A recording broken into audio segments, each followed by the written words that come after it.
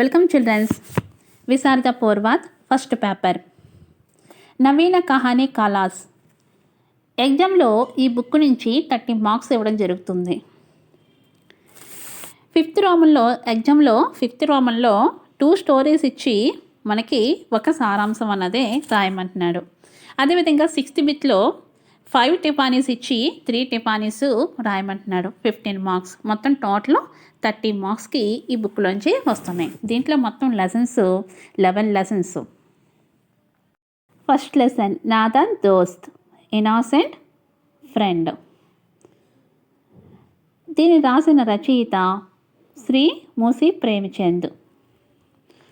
लेखक का परिचय. नादान दोस्त कहानी के लेखक श्री मूसी प्रेमचंद जी है. नादान दोस्त కథకు రచయిత मिस्टर मूसी प्रेमचंद जी. उनका जन्म सन 1880 में और मृत्यु 1936 में हुई. అతను 1880లో జన్మించారు మరియు 1936లో మరణించారు. ఉనకా అసాలీ నామ్ గణపతిరాయి శ్రీవాచవత. ఇక్కడ గణపతిరాయ్ అని పడిందమ్మా, అది గణపతిరాయి. ఆయన అసలు పేరు గణపతిరాయి శ్రీవాచవుడు. कुछ समय तक वे डिप्यूटी इंस्पेक्टर के रूप में काम कर चुका थे. కొంత సమయం వరకు అంటే కొంతకాలం వరకు ఆయన డిప్యూటీ ఇన్స్పెక్టర్గా పనిచేశారు. बाद में सरकारी नौकर छोड़कर, తర్వాత బాద్ మే అంటే తర్వాత, సర్కారీ నౌకరీ అంటే గవర్నమెంట్ జాబ్ని छोड़कर వదిలివేసి ఆజీవన్ స్వతంత్ర లేఖనాక కార్యకర్తే రహే. జీవితకాలం ఆయన బతికినంత కాలం కూడా స్వతంత్రంగా ఆయన ఓన్గా రచన యొక్క పనిని కొనసాగించారు. ఉనికి పహాలి हिंदी कहानी का सन 1915 में सरस्वती पत्रिकाओं में प्रकाशित हुए. అతని మొదటి హిందీ కథ 1915లో సరస్వతి పత్రికలో ప్రచురింపబడింది. హిందీ భాషా को लोकप्रिय बनाने में उनका विशेष योगदान रहा. హిందీ భాషను ప్రాచుర్యం పొందడంలో ఆయనకు ప్రత్యేకమైన సహకారం ఉంది. कथावास्तु. प्रेमचंद्र जी ने इस कहानी में बाल मनोविज्ञान पर दृष्टि डाल दिया है. प्रेमचंद्र जी ఈ కథలో చైల్డ్ సైకాలజీని పరిశీలించారు. बच्चों में नई बातों जानने की इच्छा और जिज्ञास रहती है. बच्चों అంటే పిల్లలు కొత్త విషయాలు, నయి బాత్యం కొత్త విషయాలు, జాననే అంటే తెలుసుకోవాలని కోరిక, ఇచ్చా కోరిక, ఆవిడ జిజ్ఞాస అంటే క్యూరియాసిటీ ఉంటాయి. పిల్లల్లో కొత్త విషయాలు తెలుసుకోవాలనే కోరిక మరియు ఉత్సాహం అనేది ఎక్కువగా ఉంటాయి. సహజ హీ బచ్చే నాదాన్ హోతే హై. సహజంగా పిల్లల్లో అమాయకత్వం అనేది ఉంటుంది. భాష సరళ హీ హై. భాష సులభం. కహానీ ఘటన ప్రధాన హీ రహా. కథ సంఘటనంగా మిగిలిపోయింది. అప్నే సవాలోం కా జవాబు జాననే కి ఇచ్చా రఖతే హై. తన ప్రశ్నలకి సమాధానం తెలుసుకోవాలనుకుంటారు.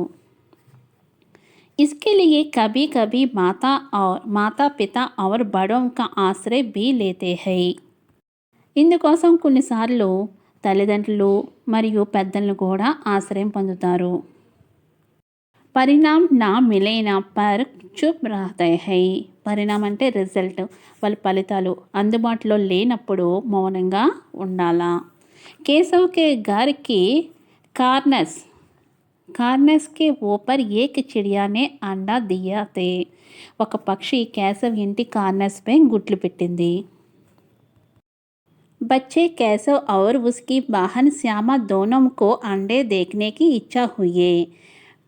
పిల్లవాడైన కేశవ్ మరియు అతని యొక్క చెల్లి శ్యామ ఇద్దరికి కూడా ఆ గుడ్ని చూడాలని కోరిక ఉంది. बच्चों में यह सवाल निकलाते हैं कि पक्षियों परों की सहायता से कैसे उड़ाते हैं. పిల్లల్లో ఒక ప్రశ్న తలెత్తుతుంది. ఏంటా ప్రశ్న? పక్షియోం పరోంకి సహాయత, పక్షులు రెక్కల సహాయంతో कैसा उड़ाते हैं ఎలా ఎగరగలుగుతాయి ఎలా ఎగురుతాయి केशव और श्यामा दोनों रोज पक्षियों की सुरक्षा में लगा जाते हैं కేశవ్ మరియు శ్యామ ఇద్దరు ప్రతిరోజు పక్షుల రక్షణలో ఉంటారు ఎలా రక్షించడంలోనే ఉంటారు వాళ్ళు बाई बाहन दोनों में इस बात को जानने की कुतूहलता रहती है कि अंडो कैसा निकलाता है బాయి బహన్ దోనం అంటే ఇద్దరు అన్న చెల్లెలు ఇద్దరికి కూడా బాత్కో జన్నేకి ఈ విషయంలో కుతూహలత ఉత్సాహం ఉంటుంది ఏంటి ఆ ఉత్సాహం అంటే అండా కైసా నికలాతే హై గుడ్లు ఎలా పొదుగుతాయి అనే తెలుసుకోవాలని ఉత్సాహం వల్ల కనిపిస్తుంది అన్న చెల్లెలు ఇద్దరికి కూడా గుడ్లు ఎలా పొదుగుతాయో తెలుసుకోవాలని ఉత్సాహంతో ఉంటారు बाई और बहन पर में ही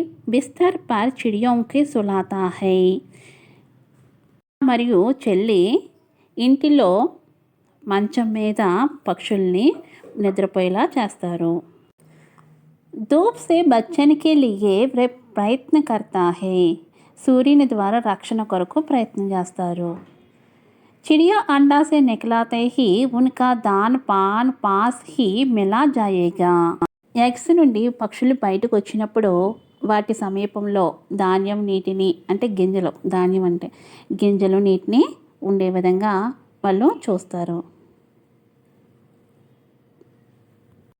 చిడియం కి బచ్చం తో వహీ రహ్ జాయేగా పక్షి పిల్లలు అక్కడే ఉంటాయి उनकी सुरक्षा के लिए अम्मा की आंख बचकर निरंतर प्रयत्न करते रहते हैं వారి భద్రత కోసం వారు నిరంతరం అమ్మ ఏ విధంగా అయితే కాపాడుతుందో ఆ విధంగా కాపాడడానికి ప్రయత్నిస్తారు కేశవ్ और శ్యామ్ సచ్ముచ్ నాదాన్ హై కేశవ్ మరియు శ్యామ నిజంగా అమాయకంగా ఉంటారు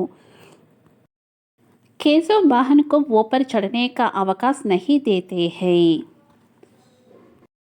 కేశవ్ తన సోదరిని పైకెక్కడానికి అనుమతించడు చోటే లగాతే తో మా డాటేంగి ఆమె గాయపడితే తల్లి అతన్ని తిడుతుందని ఇస్ భయం సే దోనో అమ్మకి ఆంక్ చుప్ కర్తే హై ఈ భయంతో ఇద్దరు పిల్లలు కూడా అమ్మ కంటికి కనిపించకుండా దాచిపెడతారు మా అందర్ ఆకర్ దోనం బచ్చంకో టటాకర్ చలి గయి అమ్మ లోపలికి వచ్చి ఇద్దరు పిల్లల్ని మందలించి వెళ్ళిపోయింది గోశాల కే ऊपर कपड़े की छत बना देने चाहिए గూడు పైన బట్టలతోటి ఒక రూఫ్ లాగా తయారు చేయాలని వాళ్ళు అనుకుంటారు चिड़ियों के आहार के लिए पानी की प्याली में और थोड़े से चावल रखा देने की निर्णय हुआ है పక్షుల ఆహారం కోసం బియ్యం నీటిని మరియు కొంత ఆహారాన్ని ఉంచాలని నిర్ణయించారు धूप से बचाना का सारा इंतजाम किया गया సూర్యు నుంచి వచ్చే ఎండ నుంచి తప్పించడానికి నివారించడానికి అన్ని ఏర్పాట్లు చేశారు కేశవ్ ऊपर चढ़ाकर देखा तो पता चला कि गौशाला में हाथ रखा तो मालूम हुआ कि चिड़िया दोनों उड़ गई కేశవ్ పైకెక్కి గూట్లో చెయ్యి ఉంచినప్పుడు పక్షులు రెండు కూడా ఎగిరిపోయాయని తెలిసింది ఏక ధోతీకే కపడేకు ఫట్కర్ లాగే ఒక ధోతి వస్త్రాన్ని చింపి और बच्चों चारों और పారాడే లాగాయే పిల్లలు ఆ చింపిన క్లాత్ని పిల్లలు చుట్టుపక్కల కట్టెన్లాగా అంటే ఆ గోడు చుట్టూ కూడా చుట్టుపక్కల కట్టెన్లా వేశారు వేసి और उसमें 3 अंडे बड़े जाताना का साथ रखा दिया 3 గుడ్లను దాంట్లో ఉంచారు ధోతి వస్త్రాన్ని చింపి పిల్లల చుట్టుపక్కల కట్టెన్లా వేసి పిల్లలు చుట్టుపక్కల అంతా కూడా 4 వైపులా కూడా కట్టెన్లా వేసి 3 గుడ్లను అందులో ఉంచుతారు चिड़ियों के लिए भाई बहन दोनों लड़ाना शुरू करने लगे పక్షుల కోసం అన్న చెల్లెలిద్దరూ కూడా ఫైటింగ్ మొదలుపెట్టారు లడానా అంటే ఫైటింగ్ సూర్ అంటే స్టార్ట్ చేశారు హమేషా ఉస్కి సురక్షాకే లియే ప్రయత్నం కర్తే రహే ఎల్లప్పుడూ అతను రక్షించడానికి ప్రయత్నించాడు బచ్చం కి మా హమేషా ధూప్ సే బచే రహనే కే లియే ప్రయత్న కర్నే లగే పిల్లల తల్లి ఎప్పుడూ ఎండకి దూరంగా ఉండడానికి ప్రయత్నించింది. माँ ने दोनों बच्चों को दटाकर कमरे में बंद कर दिया. తల్లి ఇద్దరు పిల్లలను తిట్టి గదిలో బంధించింది. మాకే భయసే అంటే అమ్మ భయంతో దోపహార్ హోనేకే కారణం మధ్యాహ్నం కారణంగా సోగయ నిద్రలోకి జారుకుంటారు. कुछ समय के बाद श्याम को गौशाला की ओर देखे तो पता चला कि अंडे नीचे गिर कर फट गए हैं. కొంత సమయం తర్వాత సాయంత్రం గూటిని చూస్తే గుడ్లు పడిపోయి విరిగిపోయినట్లు తెలిసింది. इस पर केशव बहुत दुखी हुआ. దీనిపై కేశవ్ చాలా బాధపడ్డాడు. बोले बच्चों की नादन से चिड़ियों के बच्चे अंडे से निकल ना सके. అమాయక పిల్లల అమాయకత్వం కారణంగా పక్షుల పిల్లలు గుడ్డు నుండి బయట పడలేదు. గుడ్ల నుండి బయటకు పడలేదు అంటే బయటికి రాలేదు. అవి గుడ్లు పొదగలేదు అన్నమాట. ఓనం చిడియం వహా పిర్ నా దికాయి ది. పక్షులు రెండు మళ్ళీ అక్కడ కనిపించలేదు. కహానీ కళాకి విశేషతాయం. कहानी कला యొక్క స్పెషాలిటీ చరిత్ర చిత్రాన नादन दोस्त में केशव और श्यामा दोनों ही प्रमुख पात्र है. కేశవ్ మరియు శ్యామ ఇద్దరు నాదన్ దోస్తులోని ప్రధానమైన క్యారెక్టర్స్ ముఖ్యమైన క్యారెక్టర్స్. की माँ ఆ ప్రధాన పాత్ర है.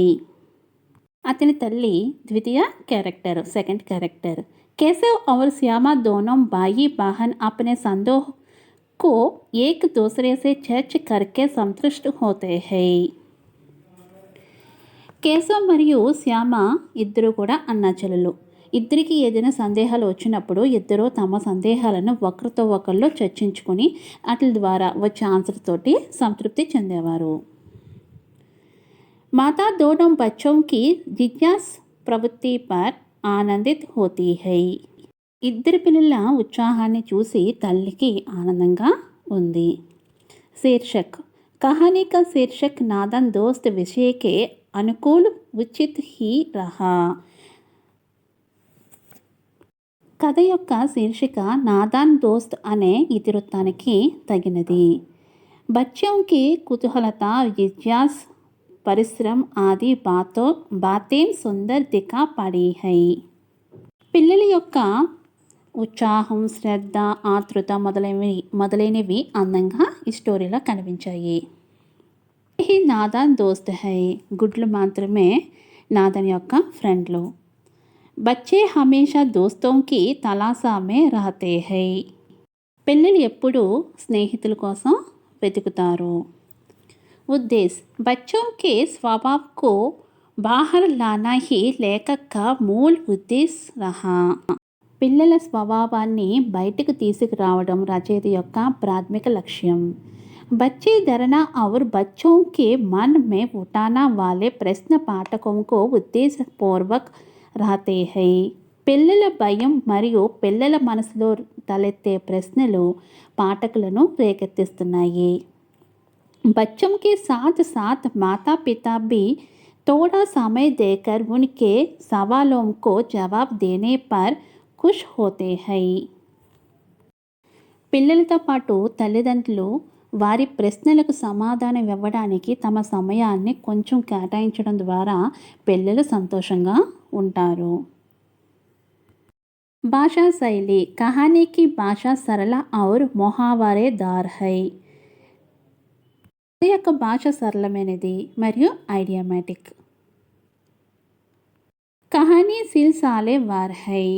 కథ సీక్వెన్స్గా ఉంది. संवादों के समय प्रमुख मुहावरों का प्रयोग किया गया है. కథ సంభాషణ సమయంలో ప్రధాన ఐడియమ్స్ని ఉపయోగించబడ్డాయి. कहानी आदि से अंत तक बच्चों के सवालों और जवाबों से भरा रहा. మొదటి నుండి చివరి వరకు కూడా పిల్లల యొక్క ప్రశ్నలు మరియు జవాబులతోటి నిండి ఉంది.